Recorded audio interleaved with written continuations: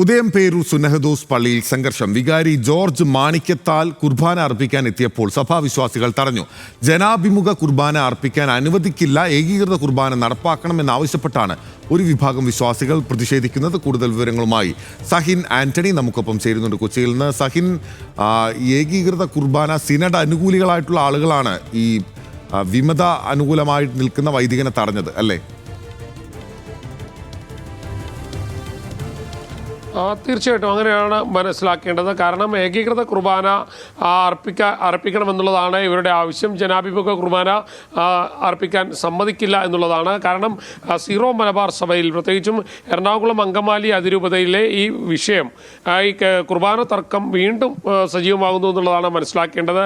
ഇന്ന് ഉദയംപേരൂർ സുന്നഹദോസ് പള്ളിയിലാണ് ജോർജ് മാണിക്യത്ത് എന്ന് പറയുന്ന വികാരി അവിടെ കുർബാന അർപ്പിക്കാനെത്തിയപ്പോൾ ഒരു കൂട്ടം ആളുകൾ പ്രതിഷേധവുമായി എത്തിയത്. അവർ പറയുന്നത് ഏകീകൃത കുർബാന അർപ്പിക്കണമെന്നുള്ളതാണ്, ജനാഭിമുഖ കുർബാന നടപ്പിലാക്കില്ല എന്നുള്ളതാണ്. പക്ഷേ ഇതിൽ ഒരു വിഭാഗം ജനാഭിമുഖ കുർബാനയാണ് വേണ്ടത്, ഏകീകൃത കുർബാന നടപ്പിലാക്കില്ല എന്നുള്ളൊരു പിടിവാശിയുമായി നിൽക്കുന്നു. അങ്ങനെ രണ്ട് കൂട്ടത്തെയും വിശ്വാസികൾ, ഒപ്പം തന്നെ ഈ സഭാ നേതൃത്വവും വലിയ പിടിവാശിയിലാണ്. എന്തായാലും ഈ തർക്കം ശക്തമായി തന്നെ മുന്നോട്ട് പോകുന്നു. ഇതിനൊരു അന്ത്യമില്ല എന്നുള്ളതാണ് ഈ ഘട്ടത്തിൽ മനസ്സിലാക്കേണ്ടത്. പിന്നിൽ വളരെ പ്രധാനപ്പെട്ട കാര്യമാണ്. ഇതിനൊരു അന്ത്യമുണ്ടാകുന്നില്ല. മാർപ്പാപ്പയുടെ അന്ത്യശാസനം ഉൾപ്പെടെ ലഭിച്ചെങ്കിലും വിമത വിഭാഗം വൈദികരും വിശ്വാസികളും അതിനെ എതിർക്കുകയാണ്. ഏകീകൃത കുർബാന നടപ്പാക്കാൻ അനുവദിക്കില്ല എന്നുള്ള നിലപാടാണ് അവർ എടുക്കുന്നത്.